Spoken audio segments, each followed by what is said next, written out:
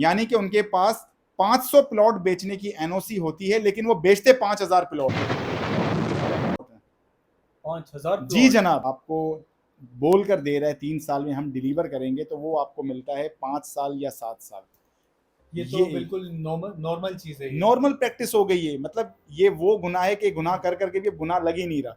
बात ये है कि अब उस क्लाइंट को जब आप 3 साल का बोल के 6 साल 7 साल पर ले आए और उसके बाद फिर लेटर दे रहे हो कि मजीद आप 15 लाख 10 लाख 20 लाख और दोगे, ये कहाँ का इंसाफ है? अब वो किस तरह लोग पेड काट के बुकिंग्स पे चीज़ें लेते हैं, मंथली इंस्टॉलमेंट्स पे करते हैं, क्वार्टरली इंस्टॉलमेंट्स पे करते हैं, और आखिर में उनको मिलता है कि चीज़ उनको पोजीशन मिल ही नहीं रही, 10 साल हो गए। अजीब से, मतलब ये एक फ्रॉड है, ये कॉमन फ्रॉड है। अस्सलाम वालेकुम, मैं हूं आपका होस्ट मोहम्मद साकिब खान और आप देख रहे हैं साकिब वॉरी ऑफिशियल। सबसे पहले तो आप लोगों का बहुत शुक्रिया कि आप लोग हमारे कमेंट सेक्शन में अपनी राय से आगाह करते हैं।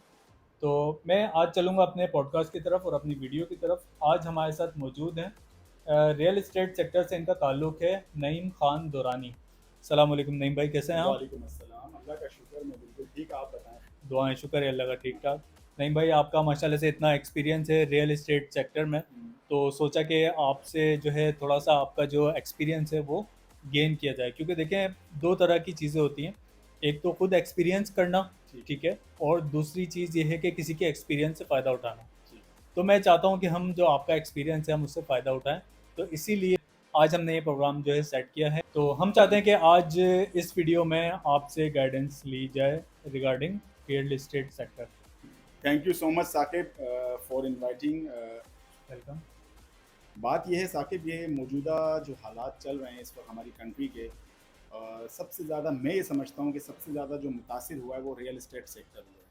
बिल्कुल ऐसा तो ही है। हाँ, सारे बिजनेस डाउन हुए हैं, हम्म, लेकिन real estate sector, actually real estate sector जो है वो आप यूँ समझें कि हमारी कंट्री की जो मईशत में उसका सबसे ज़्यादा अहम रोल अहम है। किरदार है, बिल्कुल। क्योंकि रियल इस्टेट सेक्टर में सिर्फ ये नहीं है कि आप सेल परचेज कर रहे हैं प्लॉट हम्म, की, अपार्टमेंट्स की, विलास की, इससे जुड़े हुए लोग होते हैं जी। और जुड़े हुए मटेरियल्स होते हैं। हम्म, जैसे कि आप सरिया, सीमेंट, बजरी, रेती, हम्म, लेबर, ठीक है ना, इन ये तमाम जो इन सब का जो है ना अल्हम्दुलिल्लाह रोजगार का जो एक जरिया है, जरिया माश है, वो रियल इस्टेट सेक्टर है। सही। ये एक सेक्टर अगर बैठता है, हमारी सेल परचेजिंग होती है, जो कि पिछले साल 1.5 साल से जो हालात हुए हैं, जी जी, तो उसकी वजह से सारे लोग मुतासिर हुए हैं। बिल्कुल और डेफिनेटली ऐसा ही। इसमें मैं आपके थोड़ी सी बात एड ऑन ये करूँगा कि हमारे जो बिल्डर्स भाई हैं, हम्म, तो उन्होंने भी कोई कसर नहीं छोड़ी हमारी आवाम की कमर तोड़ने में। तो सबसे पहले मैं आपसे थोड़ा सा पूछना चाह रहा हूँ कि आपने रियल एस्टेट सेक्टर में, यानी इस फील्ड में आपने किस वक्त कदम रखा और क्या एक्सपीरियंस है आपका? कहाँ कहाँ आपने काम किया है, कराची में, पाकिस्तान सही। में, तो वो थोड़ा सा हमें बता दें। साकिब देखें, मैंने रियल इस्टेट सेक्टर जो ज्वाइन किया 2018 में, सही। और ज़मीन डॉट कॉम से ज्वाइन हम्म, किया। ज़मीन में मैं ऑलमोस्ट 3 साढ़े 3 साल रहा। हम्म, उसके बाद मैं भेरिया टाउन कराची में, अल्हम्दुलिल्लाह अल्लाह पाक ने मौका दिया मुझे, भेरिया टाउन सही। कराची में आया। यहीं पर मैंने रिहाइश इख्तियार की, हम्म, और यहाँ पर फिर मैं अल्हम्दुलिल्लाह एक बहुत अच्छे बिल्डर के साथ, तो सही। उनके साथ मैं जुड़ा, और 2 साल मैंने उनके साथ काम किया। अल्लाह के फजल करम से बहुत अच्छे कंस्ट्रक्शन और बहुत अच्छे विलास हमने डिलीवर किए। और अल्हम्दुलिल्लाह। अब जाकर ये हुआ है कि हालात आपको पता है, फिर जब मार्केट स्लो हुई, हम्म, तो भेरिया से लोग मूव करना शुरू हुए, और काम जो जिस पेस पर हो रहा था वो उस पेस पर नहीं हो रहा, हम्म, बायर्स नहीं आ रहे। और हम्म, मेरी नॉलेज के मुताबिक, माइट भी मैं गलत भी हो सकता हूँ, मेरी नॉलेज के मुताबिक ऑलमोस्ट 1500 प्लस कंपनियां या रियल इस्टेट वो यहाँ से वाइंड अप हो चुकी हैं। वाइंड अप हो चुकी हैं, बंद हो चुकी ना, हैं, बिल्कुल। मेरी नॉलेज के मुताबिक ये ठीक है। शायद थोड़ी तो बहुत कमी इसकी अगर होगी। नहीं भाई, इसकी अगर हम रीज़न की तरफ जाएं तो आपको क्या समझ आ रही हैं? दो तीन चीज़ें हैं जो मैं समझता हूँ कि या तो देखें, रियल इस्टेट सेक्टर में एक ओवरसीज़ इन्वेस्टमेंट बहुत बड़ा किरदार अदा करती है, ठीक है। बिल्कुल। तो ये है, उसी से मिलता जुलता डॉलर रेट। बिल्कुल डॉलर रेट की वजह से जो हमारी कंस्ट्रक्शन का जो भी मटेरियल है वो, जिस तरह आपने जिक्र किया, वो चेंज होता जाता है, ऐसे ही। ठीक है। तो उसकी वजह से काफ़ी मुश्किलात होती बिल्कुल हैं सही। कि देखें, जिस तरह पाकिस्तान है, ठीक है, आबादी जिस तरह बढ़ रही है, लोगों की आबादी बढ़ रही है, और इसमें जो डिमांड एंड सप्लाई वाला एक जो फार्मूला अप्लाई होता है पाकिस्तान के अंदर, स्पेशली रियल इस्टेट के अंदर, तो उसमें हमें ये चीज़ देखने को मिलती है कि डिमांड बहुत ज़्यादा है रियल इस्टेट की। और आजकल के जो मौजूदा हालात आप देख रहे हैं, अगर हम कैलकुलेशन करें परसेंटेज वाइज, तो 50% मैं समझता हूँ कि प्रॉपर्टी के रेट तकरीबन ऑलमोस्ट वो डाउन की तरफ हो चुके हैं, मतलब नीचे आ चुके हैं वो। तो इसके बाद भी आप क्या समझते हैं कि रियल इस्टेट सेक्टर में फिर भी इन्वेस्टमेंट क्यों नहीं आ रही? हालांकि इन्वेस्टमेंट का टाइम तो वो अच्छा होता है जब रेट कम होता है। देखिए आप सही कह रहे हैं। रियल एस्टेट का जो टाइम वही होता है जब मार्केट डाउन हुई हुई होती है, वो इन्वेस्टर्स की बाइंग का टाइम होता है। और जी। जब मार्केट तेज होती है वो इन्वेस्टर्स की एग्जिट होने का टाइम होता है। ये आप सही कह रहे हैं, लेकिन इस दफ़ा जो सिचुएशन है वो हट कर है। अब की बार जो मार्केट डाउन हुई है, ये वो डाउन साइजिंग नहीं है जो होती आ रही है कि साल में 3-4 महीने ऐसे होते हैं जो डाउन होते हैं, बाकी मंथ में काम चल रहा होता है। ये वो नहीं है। ये डाउन साइजिंग ये मुल्क की मईशत का फट्टा बैठ चुका है। अच्छा। हमारा मुल्क देखिए अगर मैं भेरिया की बात करूं, कि मेरा एक्सपीरियंस रहा है, तो भेरिया मोस्टली ओवरसीज क्लाइंट से चलता है। डेफिनेटली। ओवरसीज क्लाइंट की रेमिटेंस नहीं आ रही। लोग नहीं आ क्यों नहीं आ रही? साकिब वो हमसे ज़्यादा नॉलेज रखते हैं। वो जिस एंगल से कंट्री को देख रहे हैं, पाकिस्तान को देख रहे हैं, वॉच कर रहे हैं, तो उनका कहना ये है कि पाकिस्तान डिफ़ॉल्ट मार चुका है, कर चुका है। रही। अच्छा। जी, वो ये कहते हैं। मेरे कुछ क्लाइंट्स हैं, उनसे मेरी बात भी हुई, इवन के बहस कह लो, बहस भी हुई है। वो कहते हैं कि यार हमारा मुल्क पाकिस्तान डिफ़ॉल्ट मार चुका है, और अब तक के हालात ऐसे लगे कोई रिजर्व में आपके पास डॉलर नहीं पड़े हुए। और जो सही। जो कंट्रीज से आपने मुआहदे किए हुए हैं, ईरान से कुछ गैस पाइपलाइन का मुआहदा था, तो वो हम कमिटमेंट्स पूरा नहीं कर पा रहे और हम्म। मजीद कर्जों में डूबते जा रहे हैं। आप देखें कहाँ, अगर डॉलर अभी अगर नीचे आ भी रहा है, तो फिर इन्फ्लेशन कम क्यों नहीं हो रही? डेफिनेटली। ऐसा लग रहा है कि ये आर्टिफिशियल डॉलर नीचे आ रहा है। तो इस पर बैठना पड़ेगा, गौर व फिक्र करना पड़ेगा। अभी वो हालात नहीं है कि पहले वाली मार्केट डाउन है, अभी वो डाउन नहीं है। अभी कस्टमर बहुत अवेयर है, चाहे बिल्कुल। वो लोकल हो या ओवरसीज पाकिस्तानी ओवरसीज हो। हो। ठीक है ना, बहुत अवेयर हो चुका है। वो अब हालात को देख रहा है और वेट कर रहा है। जस्ट वेट एंड वॉच की सिचुएशन चल रही है कि किस तरफ हमारी कंट्री इलेक्शन की तरफ जाती है, कोई नई काबीना बनती है, नई गवर्नमेंट आती है, क्या पॉलिसीज बनती हैं, देन जाकर फिर मार्केट थोड़ी चलना शुरू होगी। जो कि मैं समझता हूँ ये मिनिमम एटलीस्ट ये 6 महीने तक मुझे कुछ होता हुआ नजर नहीं आ रहा। 6 महीने बाद कुछ सही। बेहतरी आए तो अल्लाह अल्लाह करेगा, इंशाल्लाह आ जाएगी। 6 महीने सही। तक तो हालात बहुत टफ लग रहे हैं मुझे। तो बिल्कुल सही कह रहे हैं आप नईम साहब। इसमें हम भी अपने क्लाइंट्स को इसी तरह से गाइड करते हैं कि देखें, जो क्लाइंट चाहे वो ओवरसीज़ हो या पाकिस्तानी हो, वो इन्वेस्टर होता है, और वो जो इन्वेस्टमेंट करता है, अगर हम अपने अपना पैसा समझ के वो इन्वेस्ट करवाएं, तो वो एक अच्छी इन्वेस्टमेंट होती है, क्योंकि हमें भी ख्याल होता है कि यार किसी की इन्वेस्टमेंट करवाएं तो सही जगह पे ही होनी चाहिए। तो इसलिए हम भी अपने क्लाइंट्स को जो है वो गाइड करते हैं। जो कंस्ट्रक्शन के हवाले से हमारे पास क्लाइंट्स आते हैं, तो उनको हम प्रॉपर गाइड करते हैं कि आज की मार्केट में कंस्ट्रक्शन आपको कॉस्टली पड़ेगी। ठीक है, बिल्कुल तो सही। इसके बनिस्बत, क्योंकि हम बहरिया में काम करते हैं, तो उसके हवाले से हम कहते हैं कि आप रेडी प्रॉपर्टी की तरफ अगर जाते हैं, तो आप कंस्ट्रक्शन कॉस्ट आपको इतनी पड़ती है कि आपको, अगर फॉर एग्जांपल 235 स्क्वायर यार्ड का विला है, ठीक है, 235 गज का जो विला है, वो उसकी आप कंस्ट्रक्शन कॉस्ट भी पूरी नहीं पे कर रहे हैं। जैसे लेट से मैं कहता हूँ कि आप अगर 125 गज का घर बनाते हैं आज की मार्केट वैल्यू के हिसाब से, तो वो तकरीबन आपको 1 करोड़ 25 लाख रुपए का वो पड़ता है। लेकिन अगर आप 235 गज का विला लेने के लिए जाएंगे, तो वो आपको 1 करोड़ 25 लाख रुपए का मिल जाएगा। तो देखें, रेट में भी बिल्कुल कितना डिफरेंस आ गया, और जो साइज़ में डिफरेंस आया, कंस्ट्रक्शन कॉस्ट। तो ये एक चीज़ होती है कि आप अपने क्लाइंट को किस तरह से प्रॉपर गाइड करते हैं। तो नहीं भाई, कहने का मकसद ये था कि ऑफलाइन प्रॉपर्टी में हमने देखा है कि बहुत ज़्यादा लोगों के साथ फ्रॉड, बहुत ज़्यादा लोगों के साथ धोखा किया जाता है। सही। ठीक है, इसके अलावा ये चीज़ भी हमने देखी है कि कराची में कुछ प्रोजेक्ट्स ऐसे हैं जो कि बन गए पूरे। ठीक है, बनने के बाद लोगों को पोजीशन मिल गई, पोजीशन मिलने के बाद फिर वो कोई केसेस वगैरह उसके ऊपर चले, सही। और लोगों को वहाँ से खाली करवा के उस बिल्डिंग को पूरा गिरा दिया गया। तो इस वजह से ऑफलाइन प्रॉपर्टी पे काम करते वक्त लोग बहुत ज़्यादा इस चीज़ से डरते हैं। ऐसे तो इसके हवाले से आप हमें गाइड करें कि हमें अगर क्लाइंट से हम कोई क्लाइंट की हमारे पास क्यूरी हो तो हम उनको किस तरह से उनको हम सेटिस्फाई कर सकें। ओके साकिब, आपने बहुत अच्छा सवाल किया ऑफलाइन प्रॉपर्टी के हवाले से। सबसे पहले मैं आपके व्यूवर्स को ये बताना चाहूँगा कि ऑफलाइन प्रॉपर्टी किसको कहते हैं। ऐसी प्रॉपर्टी जो अभी इंस्टॉलमेंट पे आपको, ऐसी प्रॉपर्टी जो बुकिंग्स पे आप लेते हैं इंस्टॉलमेंट प्लान पे, बिल्डर्स आपको बुकिंग पे कोई 2 साल 3 साल 4 साल जो भी उस प्रोजेक्ट का टेन्योर होता है उस पे आपको लोग बुक करवाते हैं और मंथली या क्वार्टरली या हाफ ईयरली इंस्टॉलमेंट आप देते हैं जो सर्टन एक टेन्योर होता है उस तक। इसको ऑफलाइन प्रॉपर्टी कहा जाता है, ठीक है ना।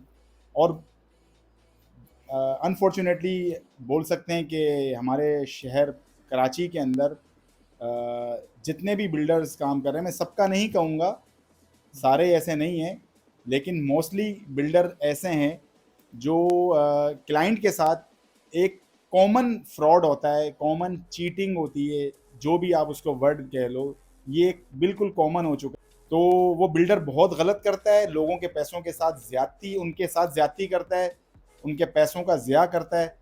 और ये तो चलो फिर भी वो बिल्डर अच्छे कहलाते हैं जो 3 साल का बोल के 7 साल में दे देते हैं, फिर भी उनको लोग अच्छा कहते हैं कि दे तो दिया। मैं ऐसे बिल्डर्स को जानता हूँ 12-12 15-15 साल से प्रोजेक्ट उनका ग्रे स्ट्रक्चर खड़ा हुआ है लेकिन अभी तक पोजीशन नहीं मिली है। तो किस टाइम की बुकिंग थी, उस वक्त डॉलर क्या था, आज क्या है, मतलब किस तरह मीट करेंगे। और ये तो एक फ्रॉड हो गया। अब दूसरा फ्रॉड आप देखें, बुक हो गया, डिले हो गया, अब बिल्डर बना नहीं रहा। अब बिल्डर क्या कर रहा है, ज़ाहिर है उसको मटेरियल अब महंगा मिल रहा है, सरिया बजरी रेती सब कॉस्टली हो गया।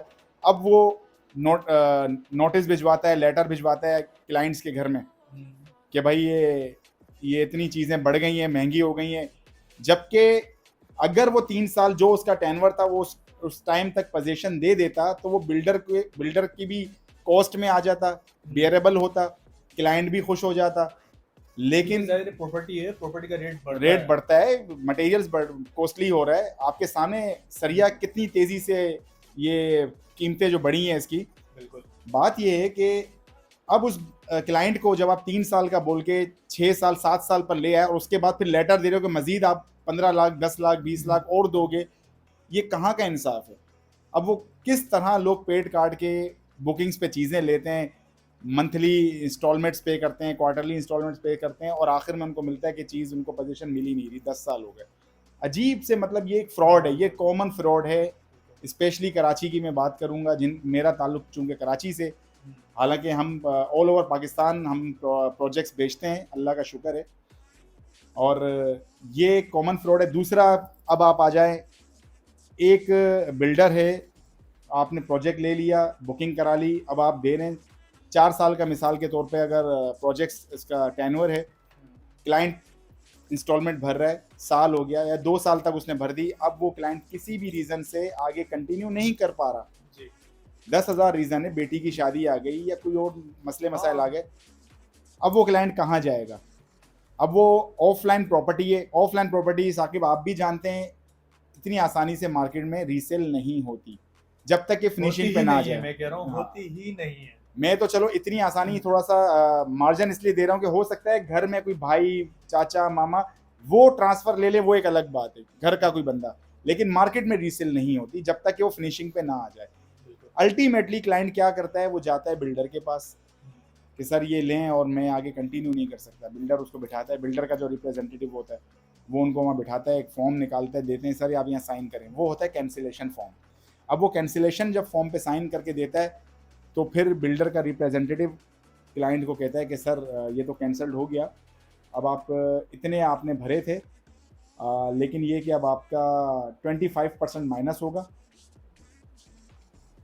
फॉर एग्जाम्पल, अगर क्लाइंट ने 1 करोड़ रुपए पे किए हैं, 2 करोड़ का अपार्टमेंट है, लेकिन अब तक 2 साल में 1 करोड़ पे कर चुका है वो, अब वो कंटिन्यू नहीं करा, अब 1 करोड़ का 25% कटेगा नहीं सर, डील प्राइस का 25%, 2 करोड़ का, यानी कि उसका 1 करोड़ जो था 50 लाख तो उड़ गया, माइनस हो गया ना। मतलब आप कह रहे हैं कि जो अभी पैसे पे नहीं किए हैं जी, वो डील भी। प्राइस का, ओह माय गॉड। क्योंकि वो क्लाइंट खुद कैंसिल कराने आए हैं। अगर बिल्डर उसका कैंसिल करे तो बिल्डर जो क्लाइंट ने पैसे दिए हैं, जो अब तक का अमाउंट क्लाइंट के पास बिल्डर के पास आ चुका है, अच्छा। उसका 25 करेगा। लेकिन क्लाइंट खुद से कैंसिल कराने जा रहे हैं तो बिल्डर डील प्राइस का, हम्म, जो कि अब तक बना भी नहीं है, 2 साल रिमेनिंग है उसके पोजीशन में, उसका पैसा भी ऐड करेगा, बोलेगा इसका आप 25%। अब क्लाइंट करे तो क्या करे, आगे कुआं पीछे खाई। अच्छा नहीं भाई, एक बात है, यही बात बुकिंग के वक्त क्यों नहीं बताते बिल्डर्स? देखिए, बुकिंग के वक्त हमारे यहाँ एक बहुत बड़ा मसला है कि चाहे बैंक्स हो या बिल्डर्स हो, इस तरह की कोई भी चीज़ होती है ना, जो सेल करने के टाइम पर आपको बहुत अच्छी अच्छी बातें बताई जाती हैं। आप यूँ समझें कि आपको ख्वाब बेचे जा रहे होते हैं, आप उन ख्वाबों की ताबीर उसी दिन से देख रहे होते हो, तो आप ख्वाबों में चले जाते हो और आपको बता दिया जाता है कि ये देखें वो जो 15 फ्लोर है, आसमान को छूता हुआ, वो आपका अपार्टमेंट है, जबकि अभी तो खाली प्लॉट ही है। लेकिन आप 15 फ्लोर पे पहुंच चुके हैं सर, आप पहुंच गए। आप सही। वहां पहुंचने से पहले आप लिफ्ट में जा रहे हैं, लिफ्ट का दरवाजा खुला, कॉरिडोर, और क्या क्या एम्बियंस होता है, वेटिंग एरिया, रिसेप्शन, ये सब हो, ये सब आपको वहां पहुंचा देता है। जो बिल्डर का सेल्स एग्जीक्यूटिव होता है वो आपको वहां तक पहुंचा देता है। बात ये है कि जब ये बातें, जब आप फॉर्म फिल करते हैं, बुकिंग फॉर्म, उसमें ये सब मेंशन होता है, बिल्कुल छोटा छोटा छोटा सा, उसमें कई क्लॉज लिखे हुए होते हैं, उनमें ये क्लॉज होते हैं। कल को और आप साइन करते हैं, हम्म, मैं, आप और बहुत सारे हम जैसे लोग उन क्लॉज को नहीं पढ़ते, बिल्कुल। ठीक है ना, उन क्लॉज में डिटेल में नहीं जाते। आप इंश्योरेंस कंपनी ले लें, आप बैंक इंश्योरेंस की बात करें, जिसको बैंक का कहते हैं, अच्छा। वो प्रोडक्ट हो गया। और आपका ये बिल्डर से कोई आप चीज़ बुकिंग पे ले रहे हैं, इन ये तमाम क्लोज बिल्कुल बारीक अल्फाजों में, छोटे से अल्फाजों में इतना लिखे जाते हैं कि आप बोलेंगे क्या पढ़ेंगे, और इतने क्लोज होते हैं, आप बोलेंगे चार पेजेस मैंने पढ़ने, साइन कहाँ करना है भाई वो बता दे, मैं कर लेता हूँ।